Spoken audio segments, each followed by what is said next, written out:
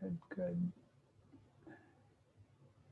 Thanks to everyone for submitting their assignment ones on time. That was good.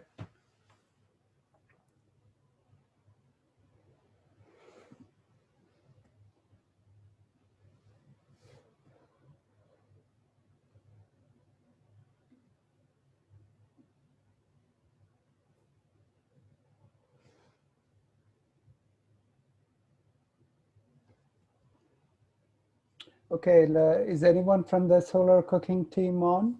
I see Kata is on. Okay, Kevin. Okay, Kata. Okay, and wait, I can't see your name, so I don't know. Here on Daniela. Daniela. Okay, okay, great, great. Sorry, I can't remember names, so it'll take me a little time. So who wants to present? We three will be presenting our slides on behalf of our task. So, But I suggest one person drive the presentation. Three of you can speak, that's fine. But yeah, Daniela, could you be the host? whoever has the best internet connection. I can do it. Great. Yeah, no. Let's give it a 2 minutes or so folks can join. And I want to make a few announcements. By the way, those of you who want to turn on the video, you can leave it off. It's not a problem. I don't care. I'm leaving it on for now just because this is very impersonal. So at least you can see my face. Okay. Now, one more minute. By the way, I got very few questions on Slack, so it's sometimes it's bad. That means no one's paying attention to the class. So if you do have questions, feel free to ask. I try to respond quickly. Or suggestions, by the way, if there's something that you would like to discuss technically. Okay, I think it's 25. Okay, so we should let's get started with some quick announcements. So today we have assignment 2. And everyone saw the order of presentation. Just a quick reminder that I'm of course recording this, but it won't be broadcast. It'll only be available to the students. But of course, it'll be on the class website, just so you're aware.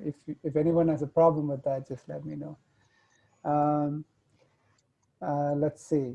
So roughly 10 minutes and then 5 minutes for Q&A, and everyone is encouraged and of course very welcome to ask questions, right? So again, my goal here is not to put people on the spot, but really to try to help each other, because we're all trying to learn here and try to get this experience of doing something useful, right?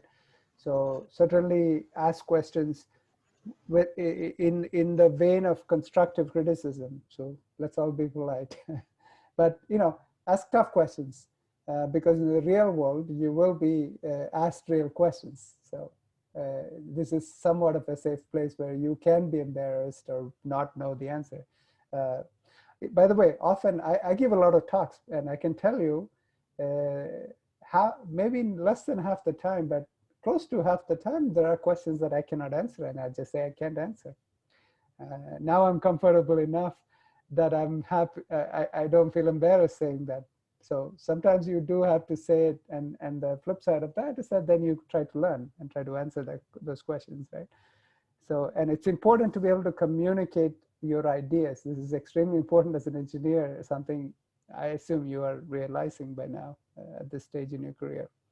Okay, with that preamble, I want to get started. So Daniela, feel free to share your screen, and the solar cooking team, you can unmute.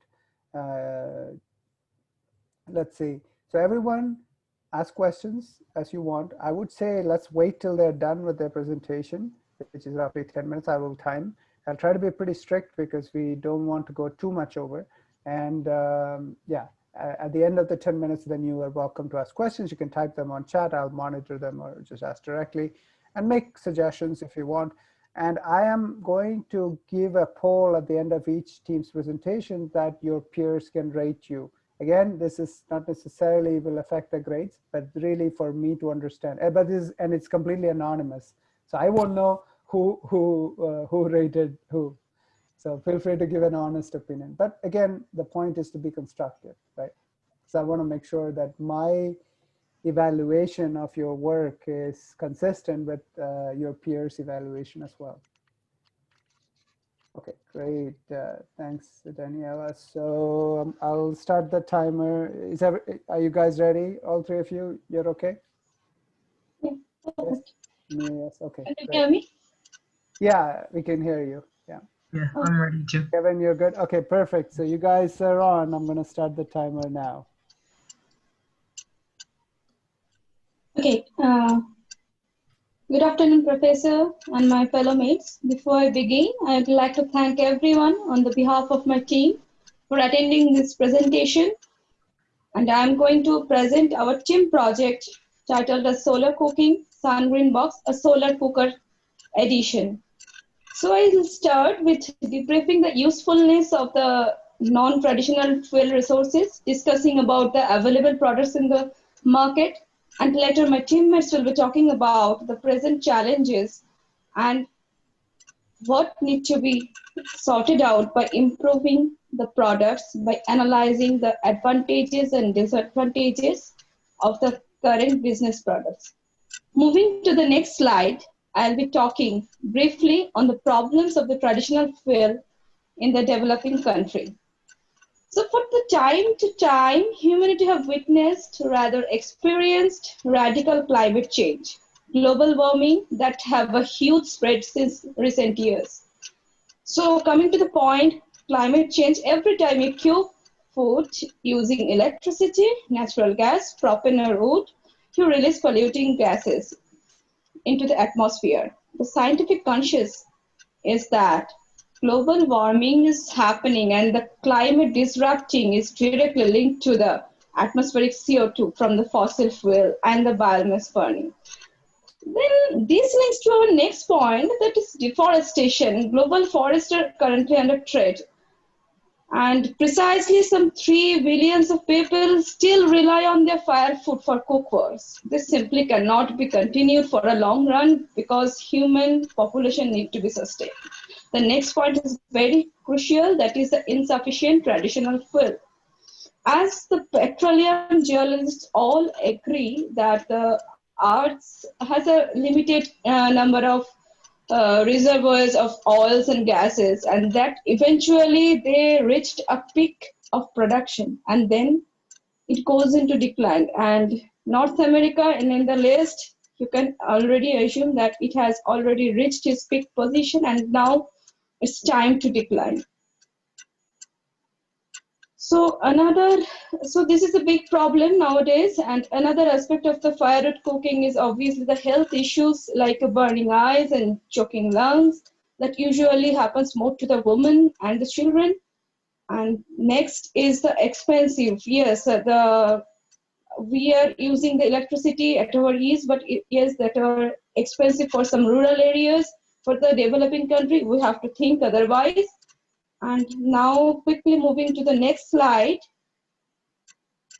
that is the first type of cooker, the present product of the solar box type cooker. So after discussing the problem, I'd like to start with this new type of solar box cooker rather than the traditional one.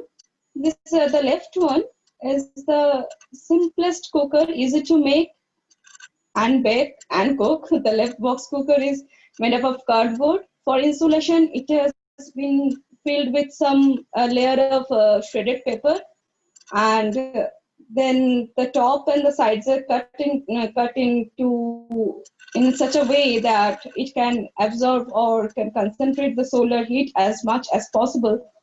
And the box with a same kind of thinking, that solar oven with a aluminum foil as well as top flap is used as a reflector, so it can concentrate much more heat at the center, and it can cook well, though it will take some time to cook. But the writer one, the solar box with the multiple reflector, as we can see that multiple mirrors are hinged in the surface, and so it can carry or catch more heat than the previous one. So it is the new model of the solar box cooker that is available in the market. But the problem is always it needs some direct heat, direct sunlight, and it is not easy to carry. It is very although it is sturdy, but it is not easy to carry. And yes, for this type of cooker, you need a proper cooking material which have a good insulating box.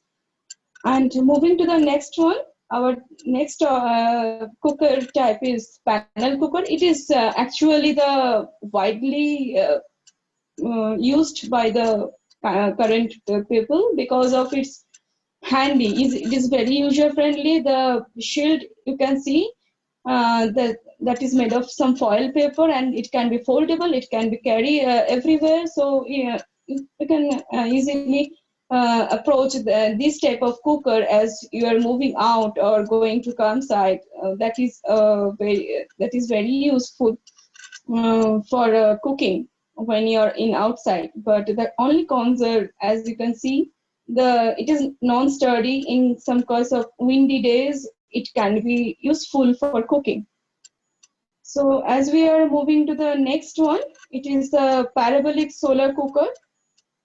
Here it is the maximum. You can say that in this point of time, you can see the maximum usage of this type of parabolic solar cooker. The left one is the a new invention of a product by the GoSun. I'll say the name GoSun. Sorry, one quick comment. The slides are not advancing. Daniela? Yeah, the slides didn't change, right? Okay, Daniela, could you please move to the next slide? Yeah, the parabolic solar cooker. Yeah. Okay, go ahead. Sorry, sorry for the.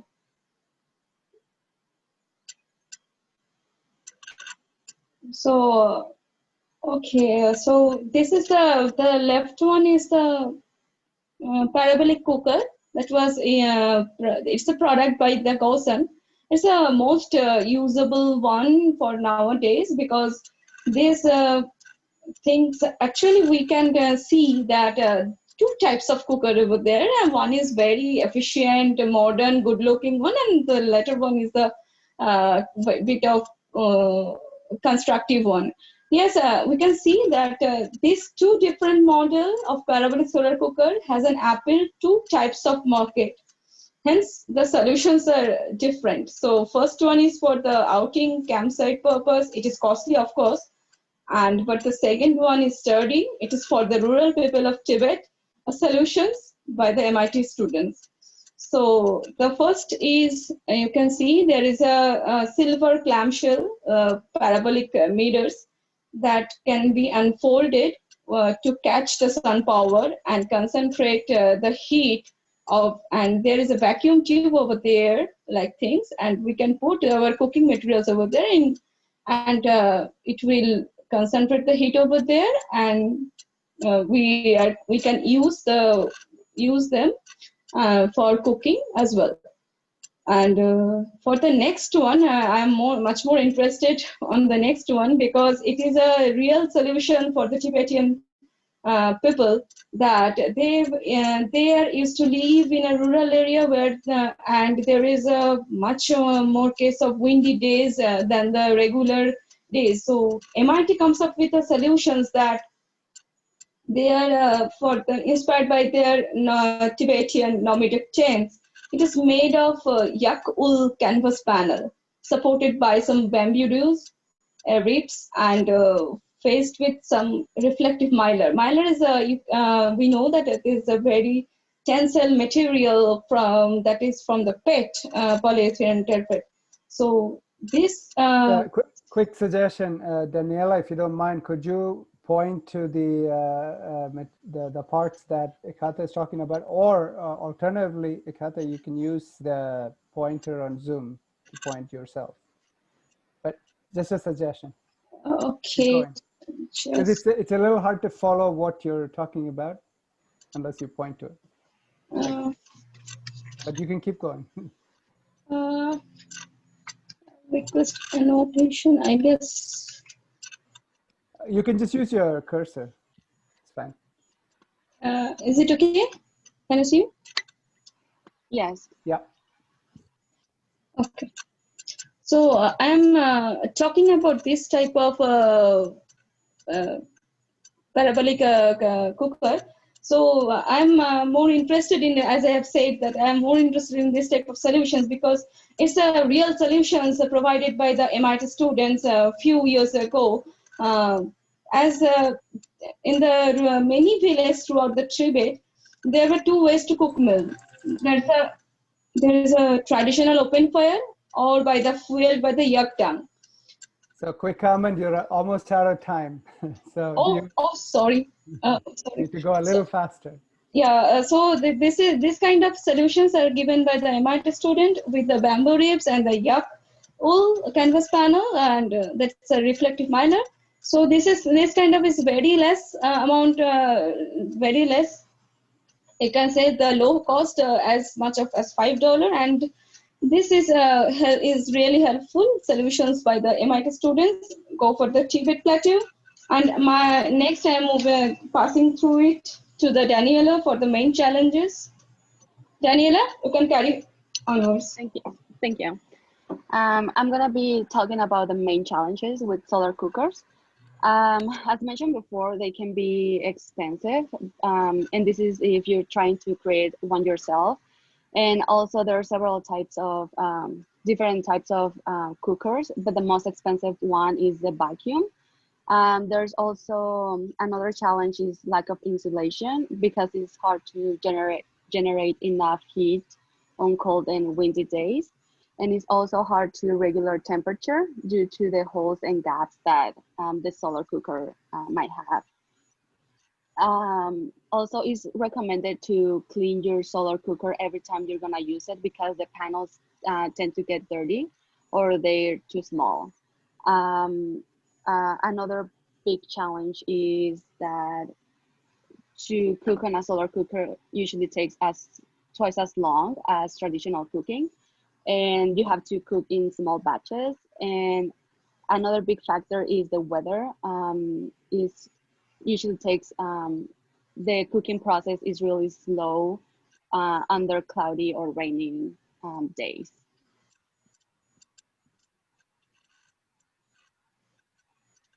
Now Kevin is going to talk about the pros and cons. Okay, thank you, Danielle. I will be talking about the advantages and disadvantages of the previously introduced types of solar cookers. Here I've divided them into two different categories: the cheap and simple to make cookers, and the fast and high temperature cookers. I did it this way although this is a general analysis, I did it this way to kind of highlight the specific traits of each of the types of cookers. The first two seen here are the box and panel cookers, which are the simplest and cheapest forms of cookers to make. And they're the most widely available on the market, whether as a commercial solution or a DIY project. The box cooker is the more well-known of the two and is the more common version that you'll find in many market solutions, and can potentially cook the largest volume of food depending on the size of the box that you choose to use.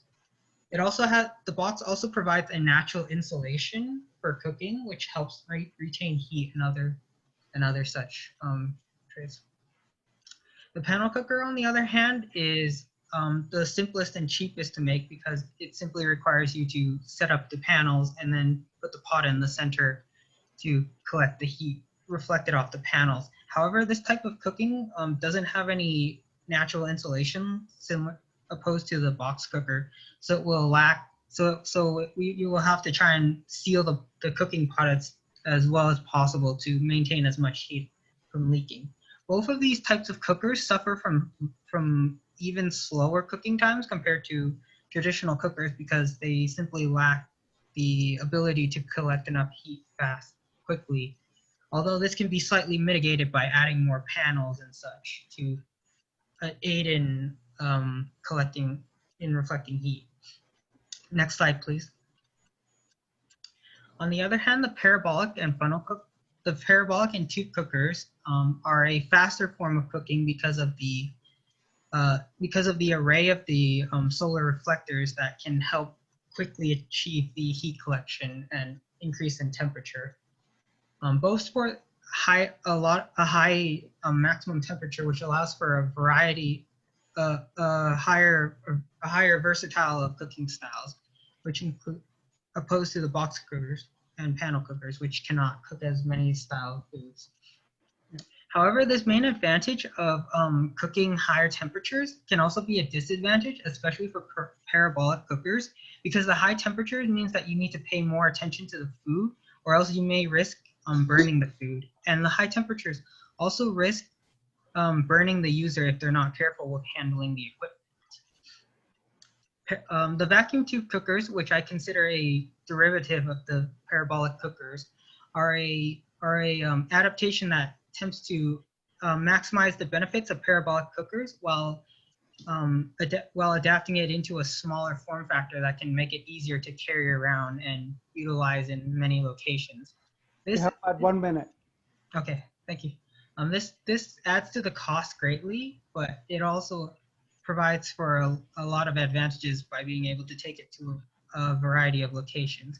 However, this advantage in mobility comes at a cost, as the vacuum tube cooker cooks probably the smallest volume of food among all these various types of cooking styles.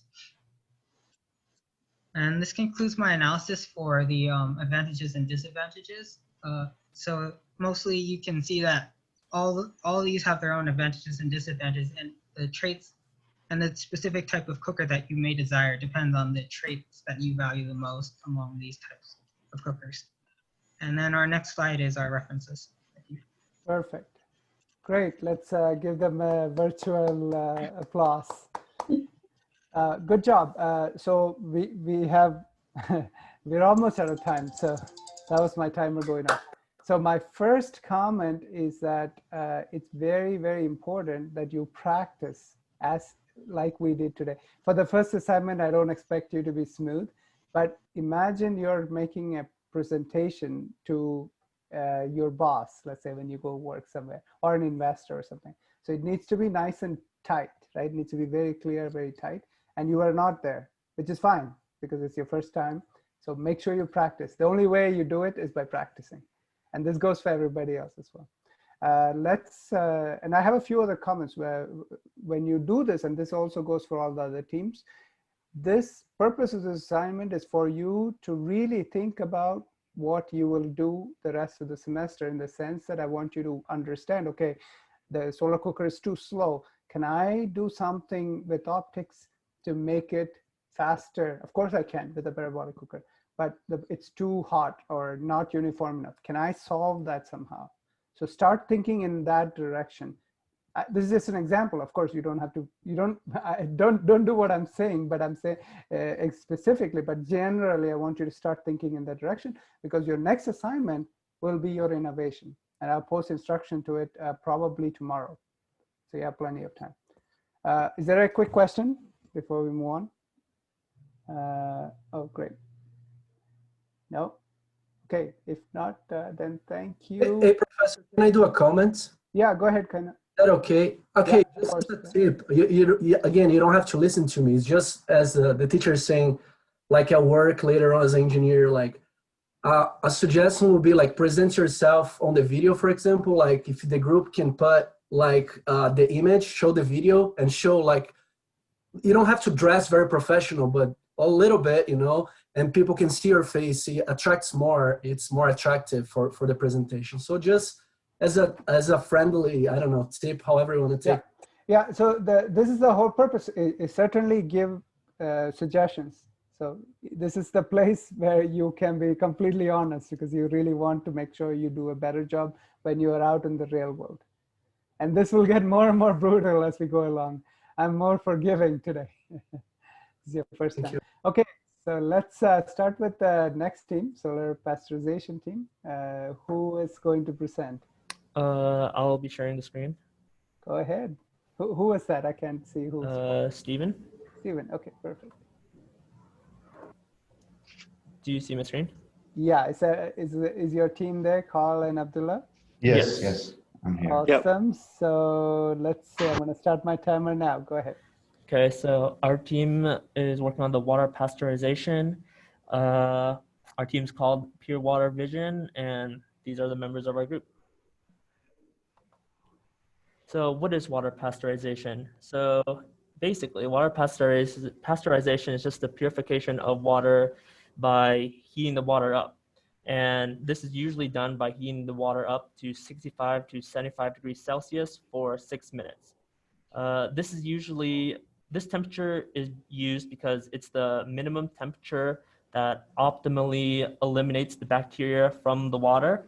And by using this heating it up to this temperature, it saves 50% of the energy required when compared to boiling the water to eliminate the bacteria.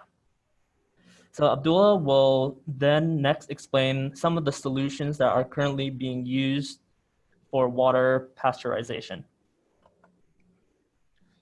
Okay, for solar cooker, and okay, I'm going over the solar cooker. Solar cooker is solar energy cook or sterilization.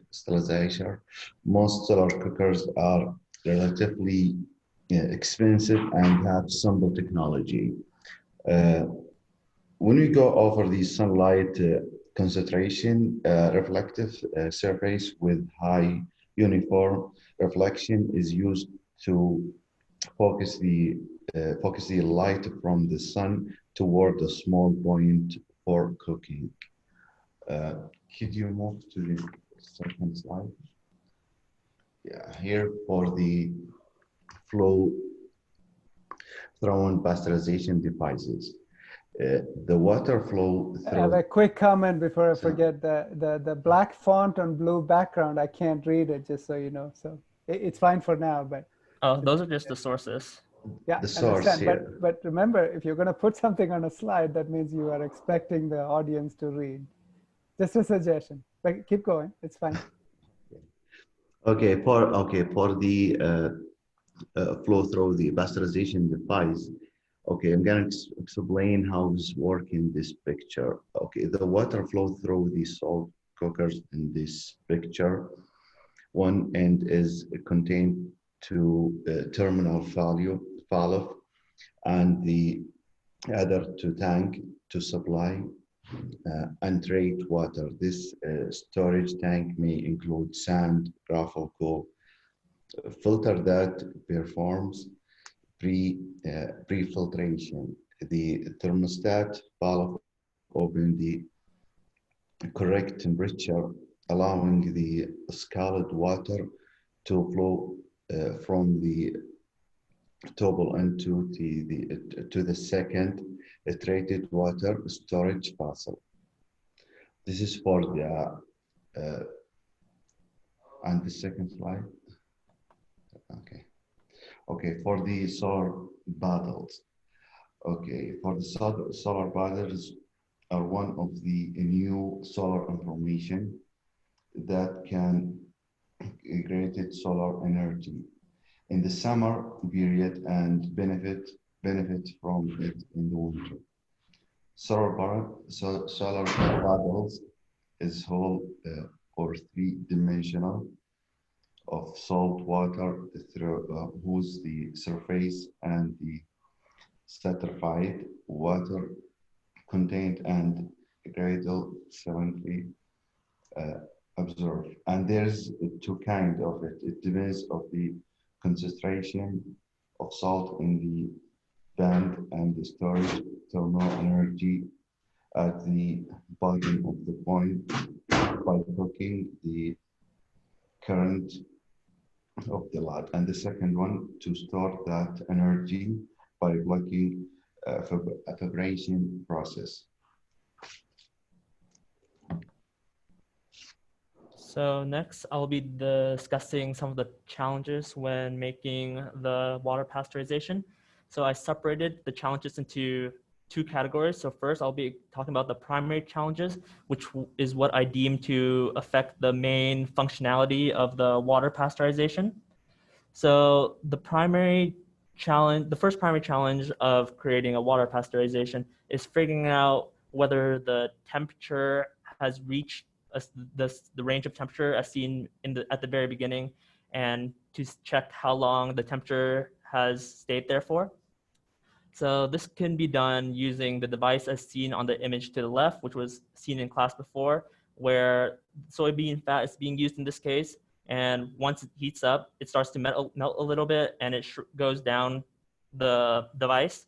And once it reaches the bottom, it tells you that the water has been pasteurized. Or another more expensive way to do it is by using some type of sensor to keep track of the temperature and how long it has been there for. Another challenge is trying to efficiently keep the heat within the water pasteurization. So by figuring out which materials to use for installation, you can figure out how much heat is lost, how much heat loss can be prevented. And another challenge is figuring out how to keep the environmental and weather from affecting the water pasteurization. For example, if we're using like a solar cooker, or like a panel solar cooker, wind can easily blow that away. Or like the solar or the heater can cause a lot of condensation, and in colder weather that can build up frost, which would ruin the device. Then we'll be discussing the secondary challenges, which doesn't affect the functionality of the water pasteurization directly, but should be addressed when working on water pasteurization. So first would be the cost. So the cost can range dramatically from just using a bottle, putting water in it, and putting it outside the sun, to like the flow-through pasteurization device as seen on the right here, which has many parts to it. So the cost can range widely, and it needs to be discussed thoroughly to figure out what's the best method to produce the best water pasteurization for a certain population of people. The secondary challenge would be sufficiently filtering dirty water. If the water pasteurization device we're building for is for a population that has water that contains lots of sediments or particles, having something that filters the sediments would be really helpful to the device. And thirdly would be the amount of volume that the water can pasteurize. This can be related to the cost, which is, so like the cost pretty much relates to the initial cost, but like the volume of water pasteurized relates to the long-term cost. So if a water pasteurization device can, like a solar puddle, can pasteurize giant volume of water, that makes it so that it's a long-term cost is a lot lower than like a solar cooker, which can't pasteurize as big as a volume of water. Carl will then next explain the pros and cons to some of the solutions explained before. All right, so the first thing we're going over is the pros and cons for the solar cooker. Can you mute yourself? Yeah. Thanks. So we're going over the pros first. So Stephen talked about the figure of merit, which was the long-term liters per dollar. So this is really important. So like long-term, you really want a long-term investment for all of these things to make it really useful. So the solar cooker, the pros, really low maintenance, it's just a box, you put stuff in it. The initial cost is also pretty reasonable. And the long-term liters per dollar is pretty good. The cons though, is that you need an additional device to ensure that the water has reached its temperature. So you need like an additional pasteurization indicator, and there's potential guesswork needed. Whereas, like kind of testing to make sure, it's a little bit less clear to make sure that the water has been at the correct temperature for the correct amount of time. The next one is the pros and cons for the flow-through pasteurization. So this one's a little more complicated, but it's low maintenance. That's one of the big pros for it. You only need to replace the thermostatic valve every 5 years. And another really good thing is that this one comes with a sand and charcoal water filter. So it's good for long-term use, and it filters the water with a clean water reservoir and a dirty water reservoir. It has good long-term use of liters per dollar, and it's very easy to use. This one has no guesswork, and it's an automatic system that frees up time for people to do other things while this is pasteurizing the water. The cons, though, is that it has a high initial cost and there are more components and complexity. So the last one is the solar puddle. The solar puddle is one of the kind of cheapest, and it has the best long-term liters per dollar. For a village-sized solar water puddle, it can do 3,500 liters of water per dollar in long-term use. In addition, the starting cost is also pretty low. So this one's a very, very cost-effective thing. The problem, though, is that there are environmental problems because you have this in the ground. So there can be wind, animals that go to it, stuff like that. And it's also more complicated to use and maintain. You have to replace the top plastic every 3 months and the bottom plastic every 6 months. So it's just more to maintain. And you also need an additional pasteurization indicator for this one as well. Yeah, and that kind of wraps up our presentation. Perfect. Yeah, you were on time, so that's great. Nice job. So I will give you an applause as well. This was quite interesting. I had a few interesting ideas. First of all, for those of you who are presenting, it might be useful to use the laser pointer option on Zoom. I can't find it, but I assume you guys know where it is. But anyway, yeah, so something to think about for the future, because it's useful if you can point to what you're talking about, right? Couple of questions. One of the things that you raised is the issue of knowing the temperature, right? So have you thought about ways to use optical technologies to build sensors potentially just to see if the water is safe to drink? I mean, that could be a potential direction in which you could go into. I don't know if you have thought of that. Do you have any comments on that? We haven't really thought about using optics yet, but we were really thinking of using some type of sensor to keep track of the temperature. So yeah, okay, good. It's a good point. I'm just saying, just in general, that it might be, you don't necessarily have to solve the big problem. You can solve the smaller problems as well. So it's a think a little bit broadly. Tara had a good question. How big is a solar puddle usually? A solar puddle could be as big as you want. It could be like a small pond if you really wanted to make it. Right. Yeah, it really depends on if you're making it for a family or like a village size. So you can literally make it like a huge pond for a village, or you can have just like a small kind of like 5 foot, 3 foot puddle. So this is actually an important and relevant question related to a few other assignments down the road. Really depends on who will use it, right? If it will be used by a municipality or a village or something, then you have to think about scale. If it's going to be used in a house, then you have to think of a completely different scale, and they might involve very different technologies, right? And this is, by the way, relevant to the previous presentation as well. So it's a good question. I forgot to run the poll for the last presentation. So I'm actually going to run the poll right now for this team. Are there any last questions before I do it? I have 2 questions. Go ahead, Cedric. So how is the flow controlled, like the speed in the flow through devices? You said it was automatic. So is it like a pump controlled, or is it gravity flow, or how is that done? Stephen, Carl, or Abdullah? Sorry, I was muted. It's controlled through, if you looked at the slide, there was something called a thermostatic valve. So basically, like, it works, it heats it up, and then it has a sensor. So this one, the flow through has a sensor with it. And that's what. There's a what? pump. There's a pump that pushes the water. Yeah. So there's a valve and then there's two reservoirs and it flows through. And it flows through at the speed of like, so if it's a cloudy day, it'll flow slower because there is that sensor that regulates the flow only when it's clean. Okay.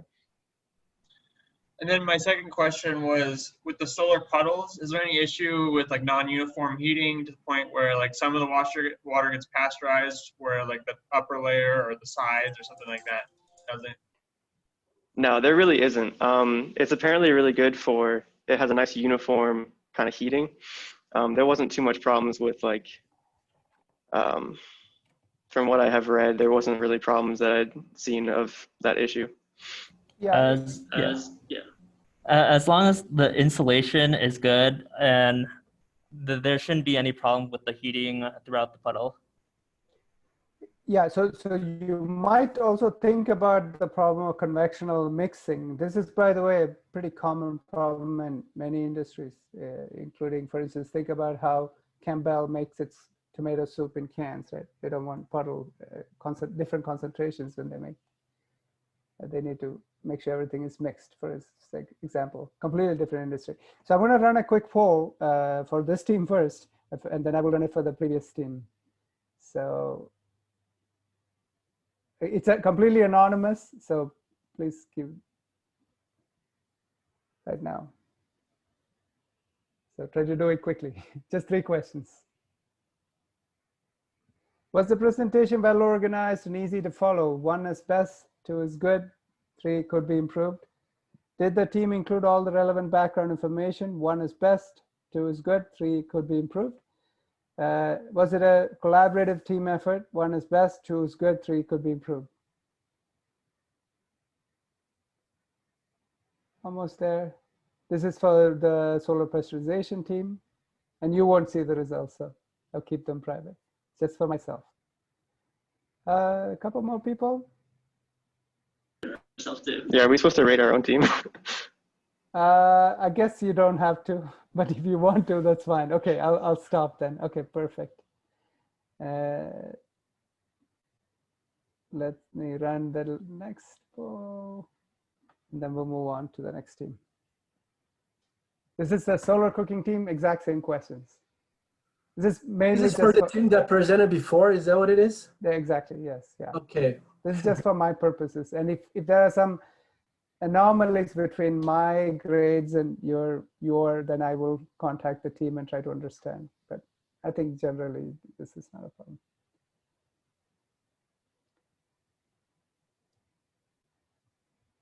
Almost there. Okay, I think is there one more person maybe? Saprutan? Okay, good, perfect. Great. Who's gonna present for the next team? Photovoltaics team. Who said that? Fo. Okay. It's okay. There we go. Run. Timer is on. All right. Sorry. There we go.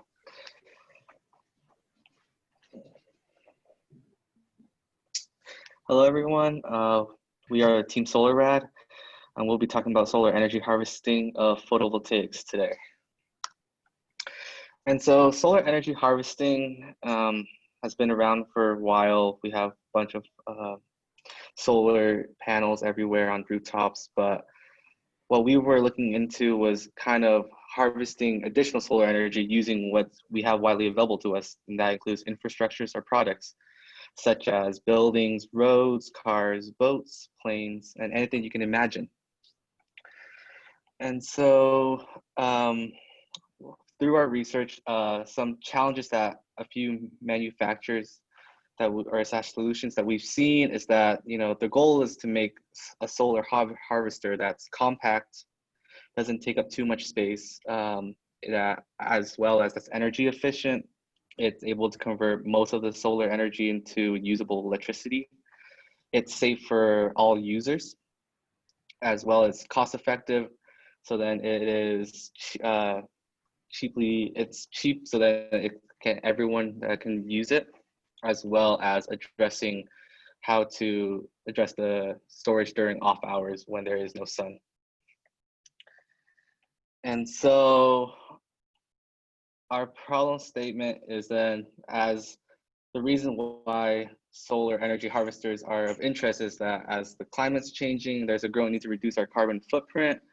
Current fossil fuels are a finite source, and many countries don't have availability to a grid, and so, but they have the sun. And so the question is, our problem is, how do we harvest the solar energy as stated before? And so main problem/solutions that we looked into were photovoltaic vehicles, photovoltaic glass glazings, as well as origami implementations and photovoltaic roads. And here's Yo-Yo to talk more about photovoltaic vehicles. Hi, I'm Yo-Yo. So I'm going to talk about photovoltaics, which is basically solar panel. It is made by depositing one or more thin layers or thin film photovoltaic material on a substrate, such as glass, plastic, or metal. And the advantages of that is it's very flexible, it's lightweight, and it is quite low cost. However, the disadvantages would be its stability and its toxicity involved within manufacturing, since you oftentimes need to use heavy metal within the process of producing it. Next slide. Okay, yeah. And nowadays, we have a lot of solar panel vehicles, photovoltaic vehicles. This technology has potentially to be used on large scale, such as boat plants and cars. One challenge it is facing right now is it may not be able to fully power vehicles just by itself. However, we do have a lot of commercialized hybrid options. Oftentimes their electric vehicles has solar panels on the top. The advantages of those vehicles are it's able to cover a large, even surface area just for how flexible those panels are, and its ability to power AC entertainment system and telemetry. And it will not affect the weight of vehicles too much, since they're pretty light in general. And it's pretty low maintenance because overall they don't get you don't get to break them very easily. However, the disadvantages are when it does get broken, it's pretty expensive to fix, to maintain, or to get replaced on the surface area of the vehicle. And the efficiency of most of solar panels on the market right now are not high enough. They can only transfer about 20% of thermal energy into electricity. And right now, we are still working on to make them more feasible, like commercial-wise, because most of vehicles right now, they don't have big enough surface area to have enough solar panels so it can fully generate so it can fully power the vehicle, make it efficient. At the same time, when it's cloudy, where it's during the night, or when the vehicle is parked inside, then it's basically just generate zero electricity during those moments, or like extremely low. Another challenge it's facing right now is it's quite expensive. The capital cost of those products are quite high, and the optional cost of those vehicles, those products are fairly high as well. So the next solar harvesting technology is photovoltaic glass glazing. You can manufacture this from thin film polymer photovoltaics, organic cells, or dye-sensitive cells. One manufacturer actually made 27 different shapes of this glazing, so you can really put it on any surface that you desire. It's very lightweight, it's very thin, it's only 5.2 millimeters thick. It's fairly efficient, but there are issues when you have like shadowing on the panels. We've got some cool pictures on the next slide. So one of the manufacturers actually referred to it as a diachroic glazing. So basically it has different absorption coefficients for the light being polarized in different directions. That's why it's different colors based on where you're looking at it. And that top left building is a architectural implementation using this in France. So that's pretty cool. Some advantages of this technology is that it's a non-invasive panel that's going to allow light to pass through and collect energy. It's going to relieve cooling, heating, and lighting loads to help your energy efficiencies. And it's also a good insulator when you just compare it to a normal glass window, but that also has a downside of potentially creating a greenhouse effect inside the building. And photovoltaics can definitely overheat in extreme temperatures, and that will decrease your efficiencies. And then the semi-transparent part is really just from a design perspective, if that's a pro or con to you. And then I'll go ahead and let Nick talk about some origami implementations. Okay, so for origami and engineering, this is a lot more of a recent development or use in engineering. The benefits of it are that it can take a small surface area and make it much bigger, which can be very effective for various reasons in engineering.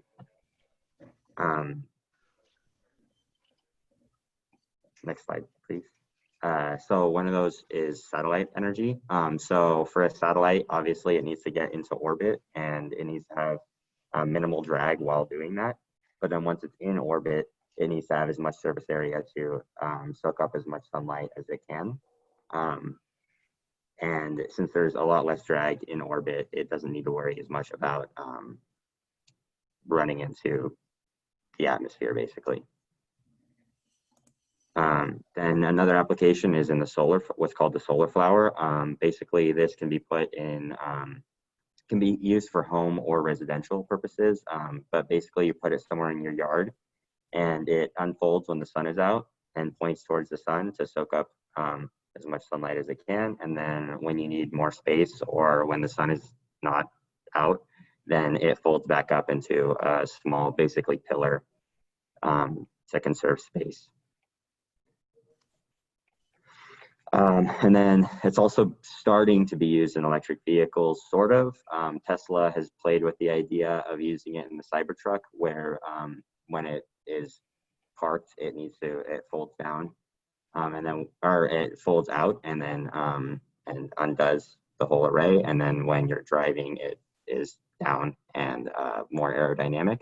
And then the bottom right one is the Tesla Roadster, and somebody actually made that. It wasn't Tesla. It looks kind of funny, but it works to some degree. Obviously, it helps with energy generation, but it also is not ideal necessarily because as of right now, with how efficient it is, it only produces about 15 miles per day. And then the advantages of origami in engineering are that it's portable. It self-adjusts, so if you do it right, then it will unfold when you want it to, and then it's compact. The disadvantages are minimal energy output, so it doesn't have, I mean, this is really just a problem with solar. It doesn't have the biggest energy generation. And then extreme weather conditions can cause deficiency or damage. So if it's hailing, or obviously that could break a panel, or since it folds and stuff like that, it'll have a lot more places for wind to catch. Which can be a problem. And then it's also heavy because solar panels themselves are usually pretty heavy, and when you fold it, it's not going to get any lighter. And then the moving parts are liable to break more. Okay, and now we'll talk about solar roads. And so, you know, in the US, there's tons of roads that are exposed to sunlight every day. Why not use them to start harvesting energy? And so a component of the solar roads is it uses modular solar panels, LEDs, and tempered glass to create that you attach them like Legos, and it creates a road that allows you to harvest the solar energy as well as increases the safety aspects for drivers. And I'll explain more in the next slide, where these panels have a heating component that can allow the removal of ice and snow for safety clearance in some locations, as well as due to the LEDs, there can be clear defined warnings and barriers on the roads that helps drivers see where they are, as well as it provides clean energy for use by residential homes, businesses, and electric hybrids. Disadvantages, however, is that some locations may not get as much sunlight as ever. And so that would be something to look into, as well as a high initial cost to implement. And then when one of these modular hexagonal solar panels do break, the cost of repair may be higher than compared to an asphalt road.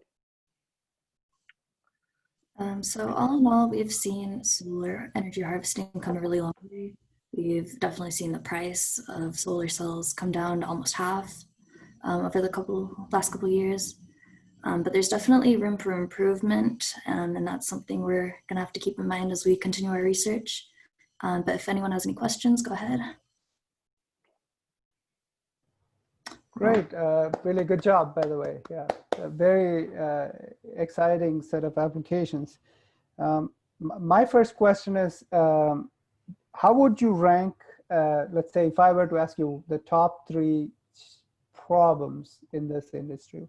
Forget the class, just in general, what would they be? Is it cost? Is it, I'll let you answer, yeah. I'd say efficiency, because like when there's a shadow on even just part of the solar cell, it can cut your efficiency in half. And then it gets expensive to store the energy at nighttime if you don't have a huge battery. Batteries, okay. Yeah, and oftentimes a lot of those products tend to use lithium-ion batteries to store the energy. Yeah.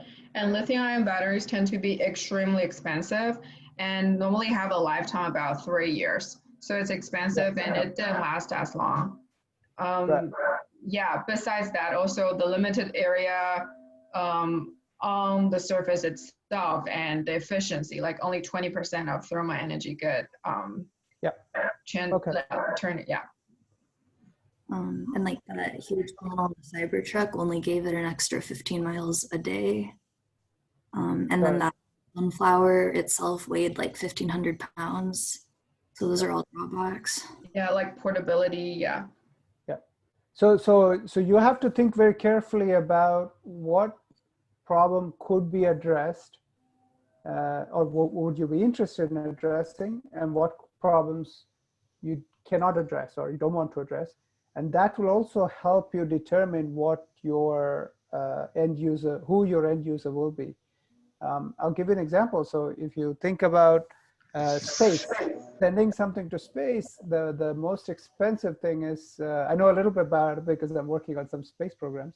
The weight is the most important thing. So if you can in any way reduce the weight of your system, which could mean that you have higher efficiency solar cells. So you have fewer of them, for example, right?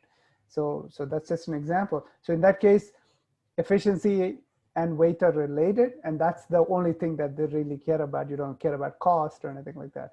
On the other hand, of course, if you want to sell it to a nonprofit that wants to implement it in the developing world, cost is probably the most important thing. You don't really care about weight so much, let's say, or you probably care about durability. So anyway, so this is important to really select what you're going to work on. I had a couple of other things that I noted. I like this idea of the origami. I remember a couple of years ago, one of the teams actually came up with an idea of a solar umbrella. So it was essentially like a umbrella, which is a form of origami. So you open it up, it opens, it flips, but it wasn't the panel, but it was some sort of solar concentrator. So just an idea. So some way, so the problem with solar concentrators, these parabolic concentrators and so on, is that they're relatively big, occupy a lot of space. So if there was some way to fold it, kind of like the IKEA model, right? Yeah. Utilize origami. Origami, by the way, is a very interesting area of research in engineering, because as Nick talked about, there's a lot of interesting applications, not only in optics, but in many other things as well. Medical, for example, has like there is in optics, yeah, exactly, yeah. But in optics as well, there is actually a very interesting company which is building, I don't remember the name of it right now, but which is making an origami-like optical system. So if you think about your iPhone, your phone camera, it has a big bump on it, right? So you have this big bump on your phone. And the main reason is that the lenses require some space. But it turns out you can do some tricks with origami where you can fold things, fold the rays and so on, the light, which allows this to be much thinner. And that utilizes some principles of origami. So it's actually very relevant to to optics, in addition to being other fields. One other idea before I forget is think about also maybe solar covers on pools.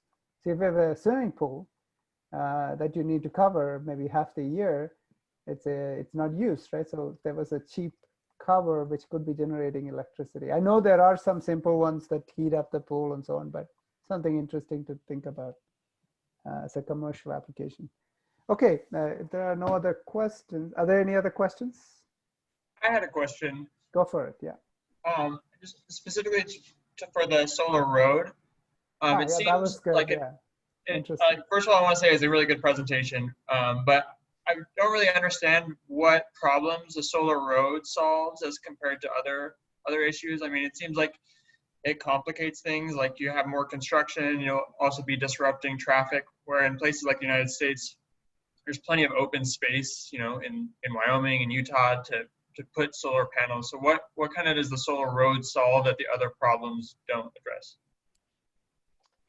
With the solar roads, the problem it would kind of be solving is just since the infrastructure, so like the road's been leveled out, the construction has already been done on it to make an asphalt road.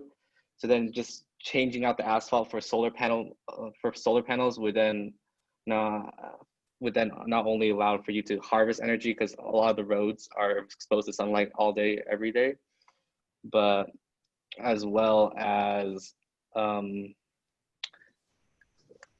other features that it offers, because some roads where some lines you can't see the barriers, or there's a accident ahead, then you can post a warning ahead for everyone in front of that road to see that there's a crash in the next couple miles and to slow down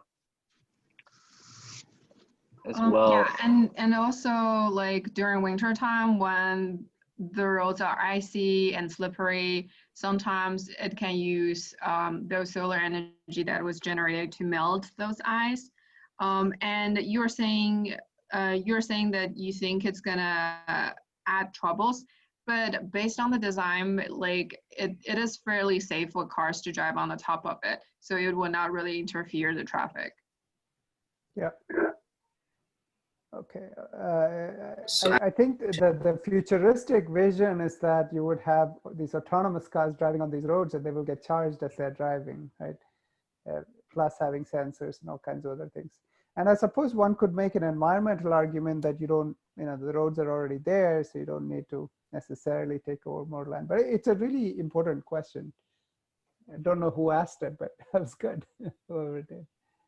I'm going to launch the poll in the interest. So I had a question. Yeah, go ahead. I'm going to launch the poll, but I think you can still ask. Go ahead. Yeah. So a lot of the photovoltaic cells uses thin film deposition. So are they made on like clean room facility or something like that? Yeah. Because that would like raise issues of complexity and fabrication cost. Yeah, does anyone want to comment on that? It's a good point. Does anyone want to say anything from the? Sorry, I zoomed out a little bit. Can you repeat the question again? So a lot of the photovoltaic cells uses thin film deposition. So does that use clean room facility, because that would raise the complexity and the cost associated with it? Are you saying the cost associated with solar panels? Okay, I personally did not search for the price. I only know it's like getting cheaper now and it's quite affordable now, but I don't really know exactly the price. Like, I think you can get one from Amazon for like just a few $100s. So I can answer very briefly the question. So think about the analogy, think about what's made, the vision. It's not quite there yet, but the vision is to make things in a big roll-to-roll fashion, very much like how newspapers used to be printed, or how, what's a good example? Like films for TVs and displays and things like that are being made. Like 3M sells huge rolls of films. So that's the goal of being able to do thin film photovoltaics. We're not there yet, but that's the vision. So your question is valid in the sense that today the cost is relatively high, but there is quite a bit of effort to try to push it in the roll-to-roll fashion so you can make it much cheaper.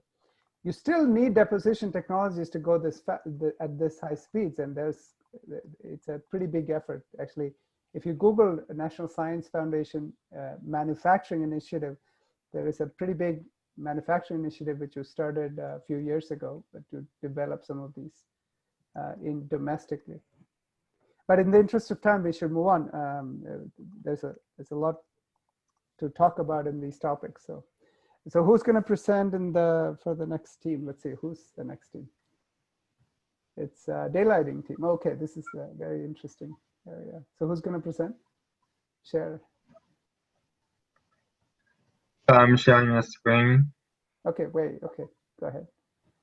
Perfect. So your time starts now. Go ahead. Okay. So I'm going to talk about the daylighting. So our team name is Shining Light. The team members are Daniel Austin, Sky Swan, and me. So these are the 3 parts we are going to cover today. And I'm going to talk about the first part. So before I start, I want to talk what the main objective of daylighting.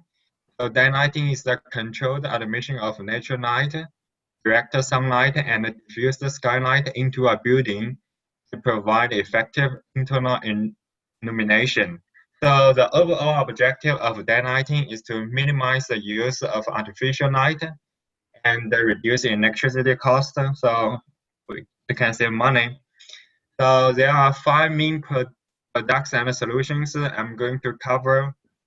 So the first one is 3M daylight redirecting film.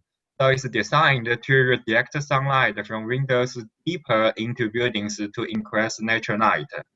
So it's made by microstructured prisms. So the film can redirect over 80% of the daylight upward and diffuse it for even distribution. The second one is the glass skylight. So the structure is very simple, so it's designed to deliver the most visible light while reducing the solar heat transfer and 99% of UV rays. And the third one is interesting. It's called solar tube daylighting system. So it has a very innovative dome on the top, so it can bring in an amazing amount of light from any angle throughout the day and the year. And there is another interesting part is it has an integrated solar electrical like a panel. It can store energy, so people can use the energy at night. The fourth one is the dynamic dome. So from this picture, we can see the structure is very innovative. So it can harvest more daylight by maximizing low angle sun performance. The last one is the active device. It's called a sun tracker because it has a GPS controller. So it can track the sun from sunrise to sunset, which makes it very effective. And my team members Sky will talk this part.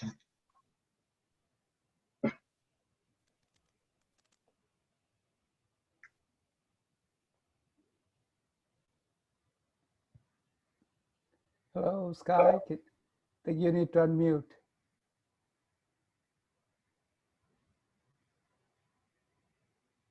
We can't hear you, Sky.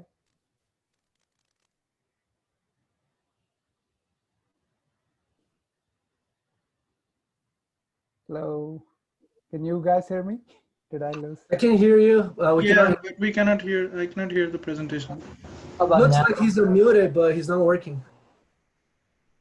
Hey, this is. Wait, Sky, was that you? Anyone can hear me now? Yes, go ahead. Okay, so sorry for that. Something wrong with my headphones. So there are many different challenges in this area. First of all, that is cost. My team member Wei, he just introduced a lot of different ways to do the daylighting things, but every one that will cost money. and some of them they will cost another little bit. For this chart, we can see there are many different ways to do the daylighting. The cheapest one that is around $2 to $3. sorry, one. But even for that, when we try to make a very large building, a house, that will still cost a lot of money. So first of all, we should reduce the cost. Next page, please. And we also talk about the heat questions. Every time we gain the sunlight from the sun, we will gain the heat with the light together, and that will increase the room temperature. That will not make people feel good when they are reading, because sometimes the temperature is too high. They will not feel that's very comfortable even in the winter. So the heat is another challenge we need to face too. Next slide, please.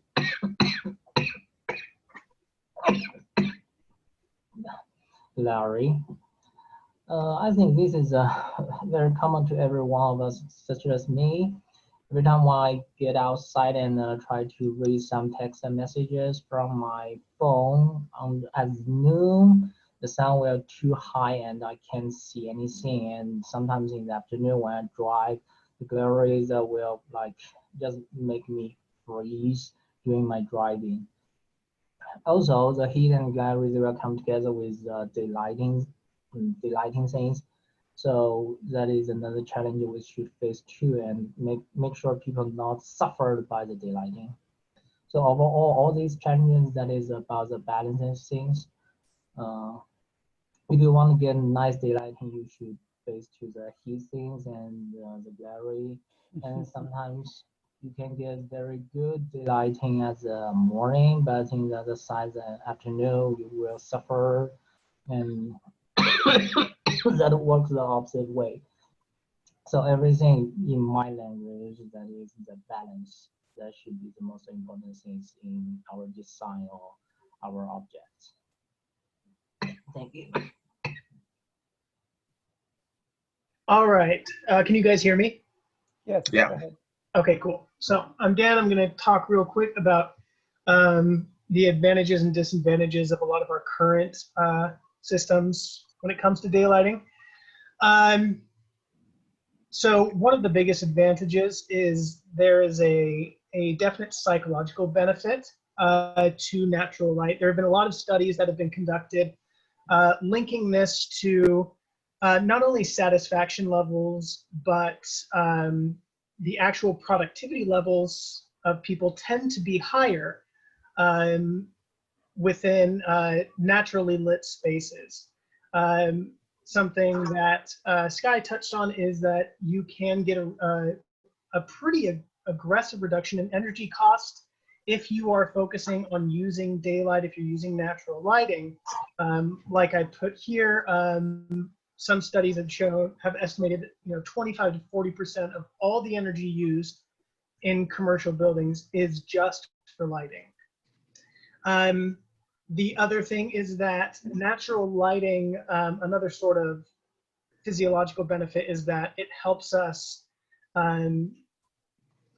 keep in touch with our circadian rhythm, with the natural sort of processes that our body and our mental state go through during different times of day. A lot of these natural healthy changes to be shifting throughout the day are signaled by changes in light, not only light levels, but the color temperature of the light and things like that.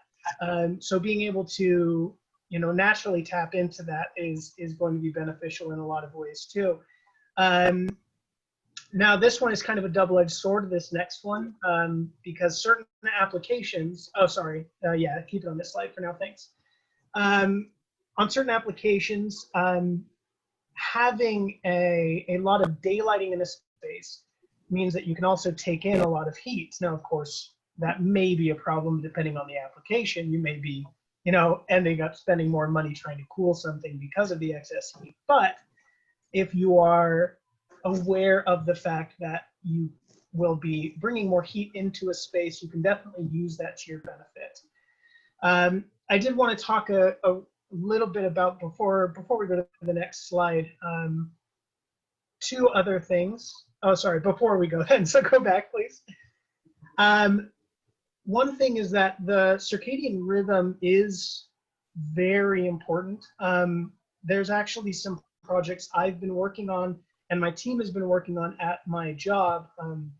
I intern for a construction engineering company, specifically with the lighting department. And we have actually been working on, there's a hospital we've been working on where specifically in the NICU, the natal intensive or newborn intensive care unit, they are so desperate to have the benefits of circadian rhythm driven lighting that they are setting up a system with sensors outside that detect the current lighting levels and color temperature, and then they artificially mimic it inside. So it is something that is really important, to the point where there are places that are, you know, trying to replicate this artificially. Another thing is just that, and this is sort of a tangential macro view of the issue, but if we accept this paradigm shift towards natural lighting, in general, in a lot of our newer developments and newer construction, a lot of these same sort of methodologies and viewpoints facilitate, you know, night sky observability much more. And that, like I said, that's tangential, very much a macro level thing. But it would be a that you have about 4 or 5 minutes. Okay, next slide then, please.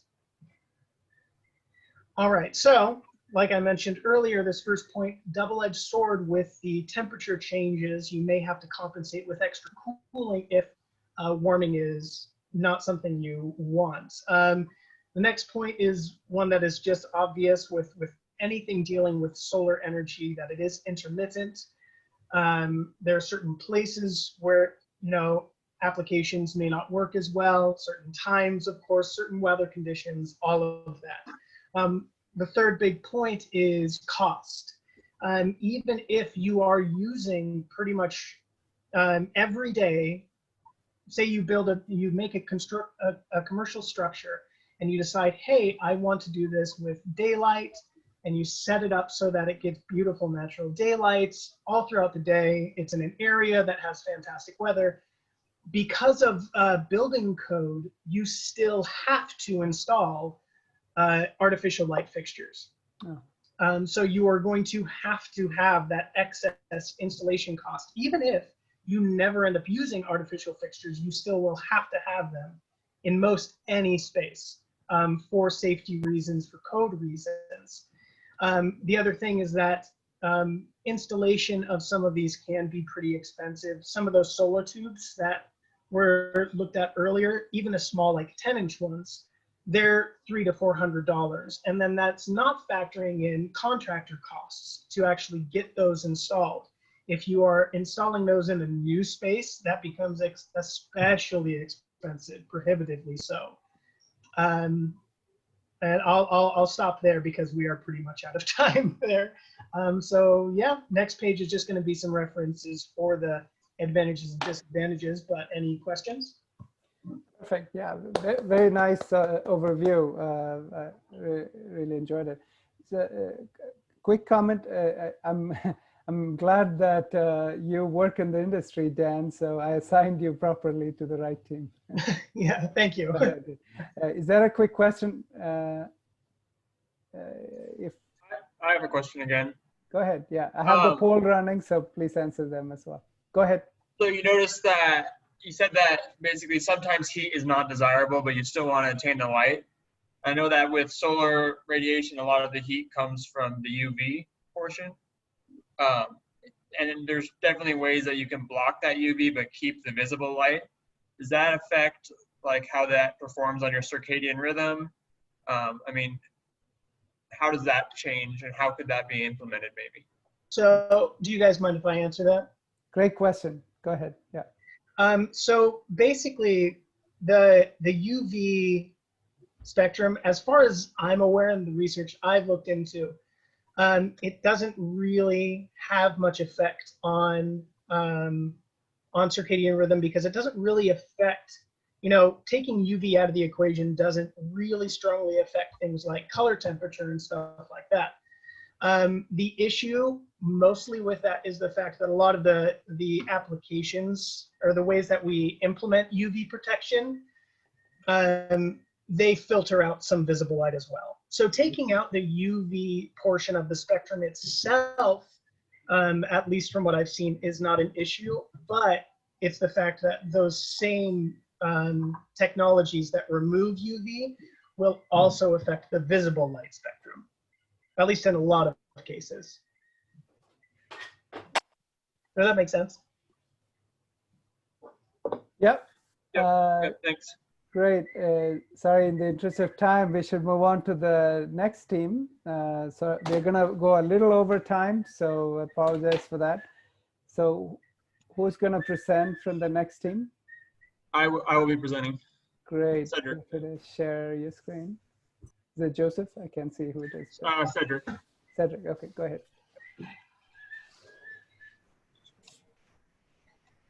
And I'm gonna start your time. And again, if anyone needs to leave, it's understood because we're running a little late. But go ahead, Cedric. Okay, so we are the photon filter team focused on solar desalinization. This is our literature review presentation. The members are Joseph, Prate, and myself, Cedric. So just a little motivation. By 2025, 1.8 billion people will have severe water scarcity. This mainly affects island and coastal areas because they don't have drinkable water sources. And the key to fixing this problem is harvesting the water at sea, which covers 70% of Earth's surface. However, conventional desalinization or removal of salt from water is very energy intensive, consuming over 10,000 tons of oil each year. But that can be affected by using renewable energy sources to power these desalinization plants. And solar desalinization accounts for 57% of that renewable energy desalinization.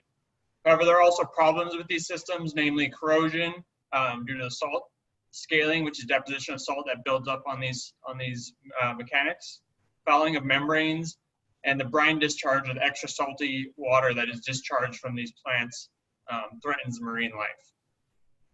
So I'm going to go over the direct solar desalinization, and the first method is a solar still. The solar still uses the natural process of evaporation and recondensation to distill water into a freshwater tank from a seawater tank. So you basically have water in a basin which absorbs heat, which causes the evaporation. It's recondensed on the top surface and collected. The advantages of the solar still, it's very simple. You can build it with readily available materials. It's very low maintenance and low construction costs, and it's eco-friendly as it only uses solar radiation, doesn't have oil or electricity driving it. However, it has a very low yield. It requires a large area to produce significant amount of water. Has a low efficiency, which isn't a great problem because it only uses solar radiation, which is there anyway. And the biggest problem is it's not really suitable for large-scale production, so it's only really effective for small villages or families. A solar still can be made in a variety of ways. You can do a solar cone, you can do a solar triangle, a solar pyramid. In addition, you can do multi-stage solar stills, and if you want to learn more about that, ask, but I'm going to skip the rest of that. Another way that you can enhance a solar still is by using additives. So you can put nanoparticles or coal in the water to enhance absorption, heat absorption. You can use a heat storage mechanism like a phase change material, which absorbs heat and causes the evaporation to continue through non-daylight hours. You can also increase it using a vacuum, which reduces the evaporation temperature of the water. You can add reflectors around the solar still to concentrate the solar radiation. You can increase the condensing efficiency by having a cooling surface where the water condenses. Additionally, one of the newest updates is using wicking materials. So here the picture is of a wicking solar still, where you have material that sits in the water and draws the water up into the material, which is then absorbed by the sun, causing the evaporation condensation cycle. And finally, you want to use insulation in these systems to enhance their productivity. Another form of direct solar desalinization is a solar chimney. And essentially, a solar chimney is just a solar still that's topped by a solar turbine. So when the water condenses on the top surface of the solar still, so the solar still is actually down here in this bottom section here, if you can see. So it's a two-sided solar still. But when the water condenses on this glass cover, it actually heats the air from the latent heat of condensation, which causes the air to rise to this turbine generating electricity. So it produces both water and electricity, which makes the system more efficient than just a simple solar still. However, it requires a much larger area, complex structure, so it requires engineering expertise, and it has a very high installation and capital cost.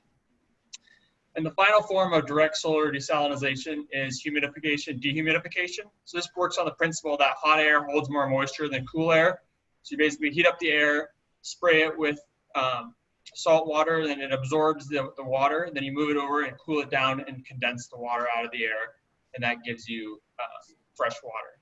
So it's more expensive than the solar still, but it's less expensive than some of the other methods that we'll talk about later. You can use any low-grade energy. It has a high efficiency. However, it requires a large number of stages, high capital investment costs, and it's more expensive than a solar still. And it's still not suitable for really large-scale production in a water treatment plant. And with that, I'll hand it over to Prate.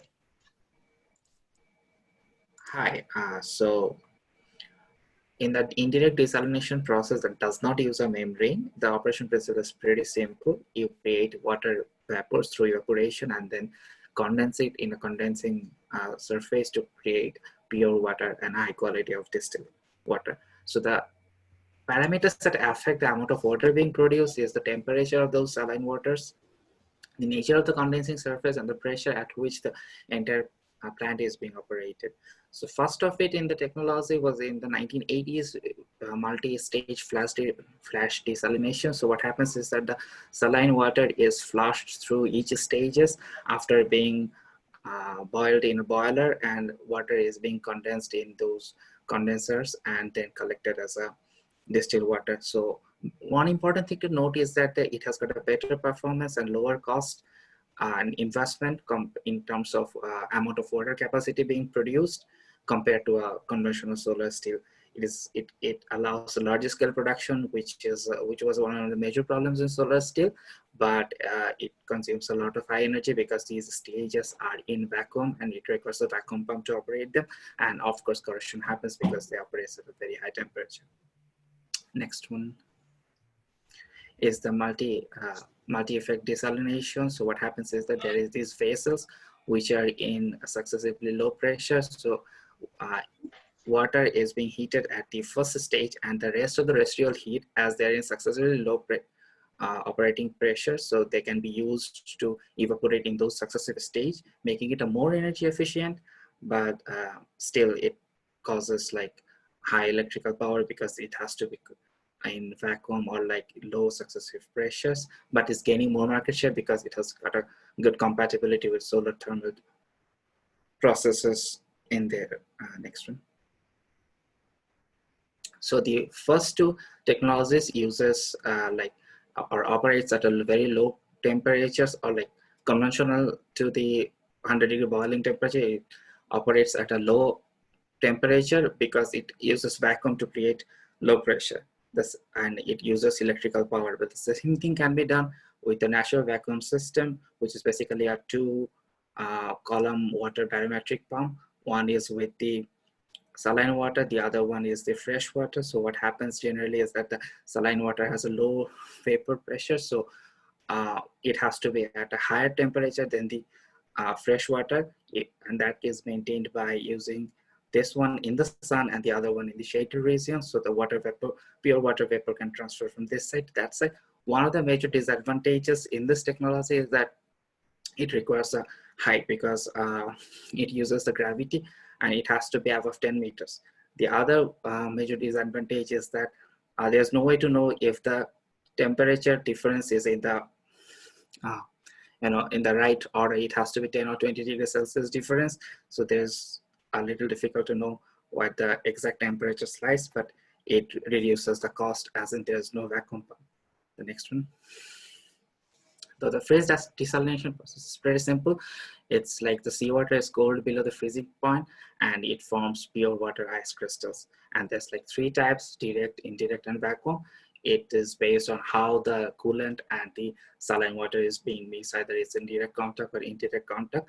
one advantage is that it reduces corrosion because it doesn't involve high temperature, but one of the major disadvantages that lies is that water and the saline water and the ice is mixture, so it has to be scraped off and then washed with the fresh water, which basically kind of like derails the point.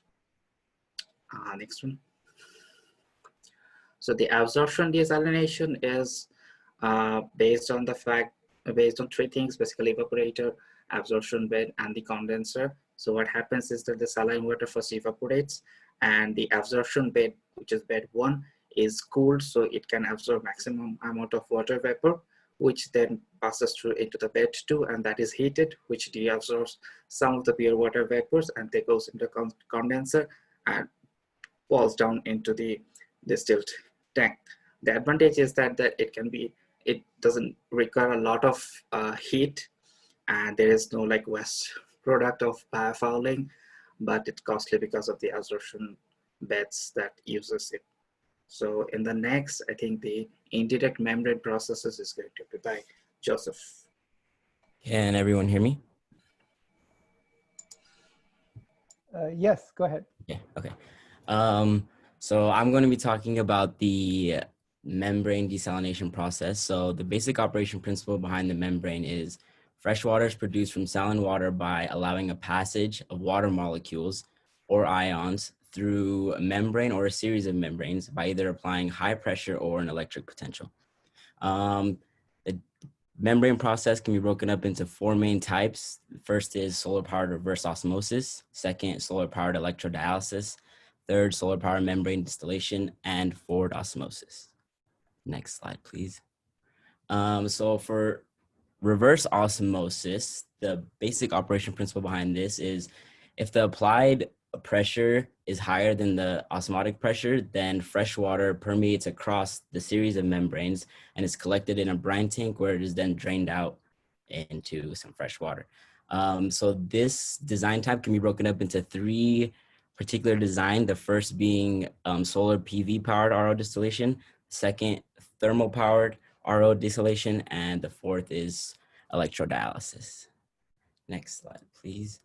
So in solar powered RO desalination, the power required to kind of power the process is supplied by photovoltaic panels, as you can see in that left-hand diagram right there.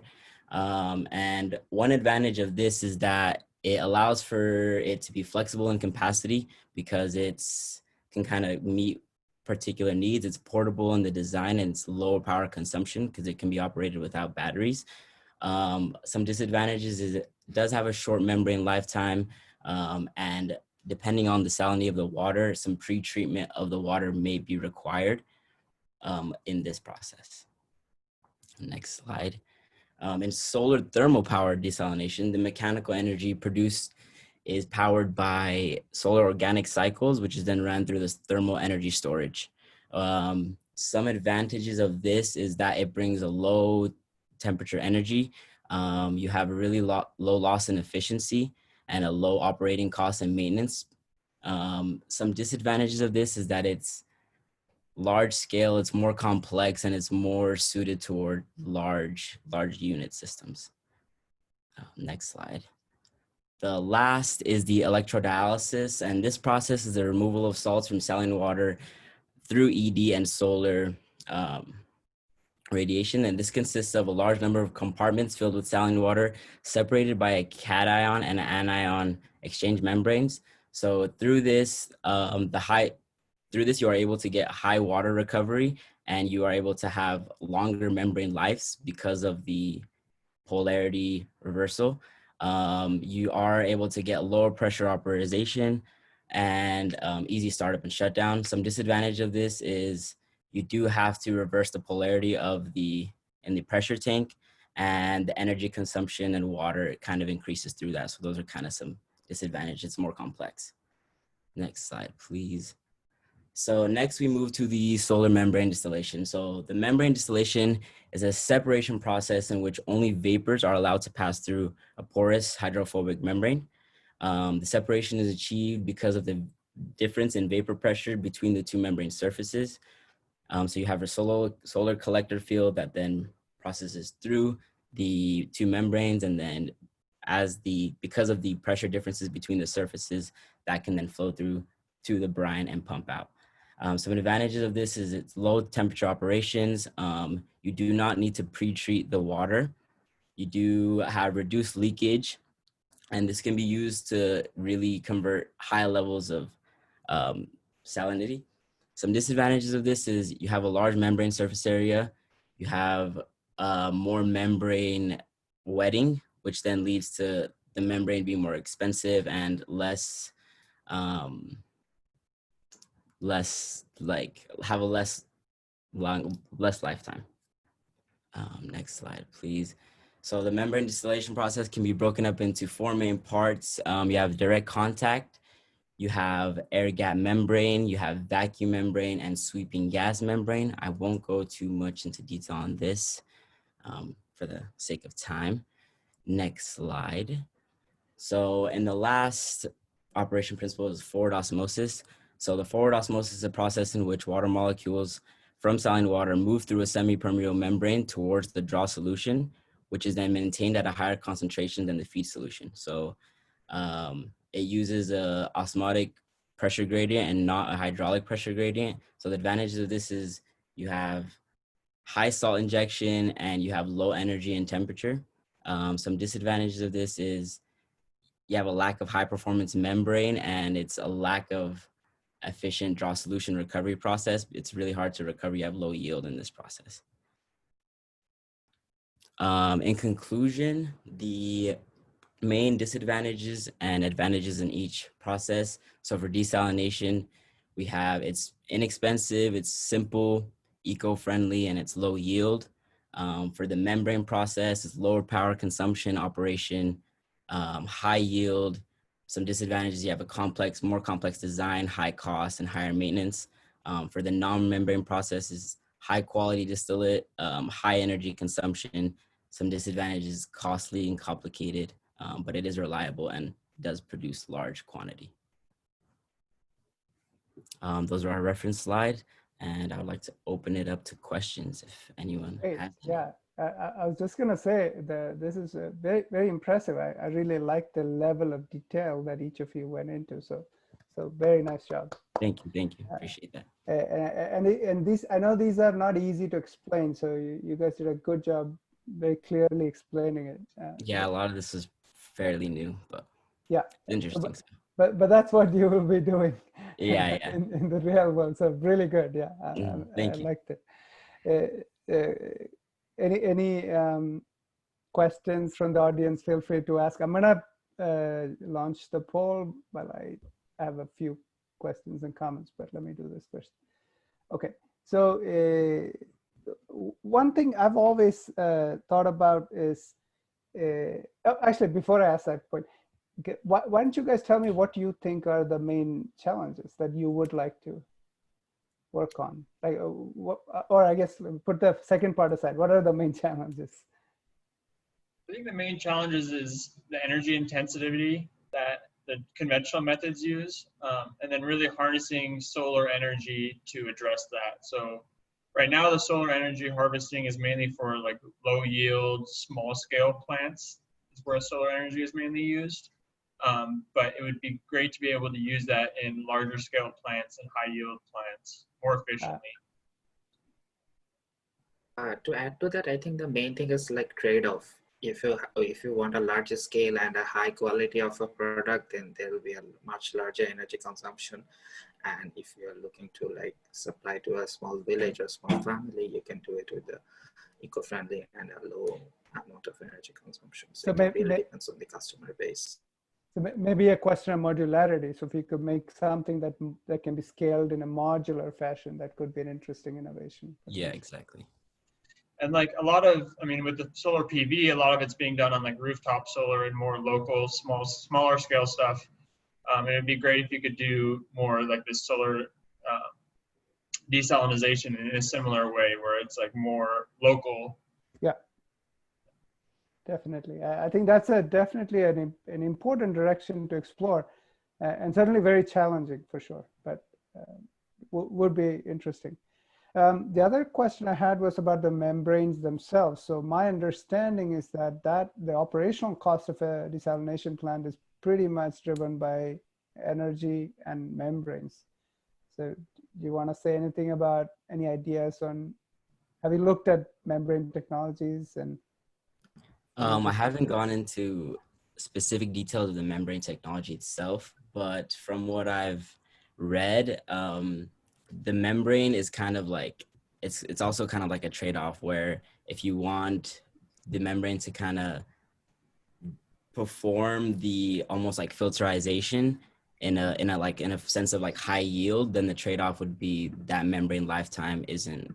Yeah, so the more pure the water that you exactly.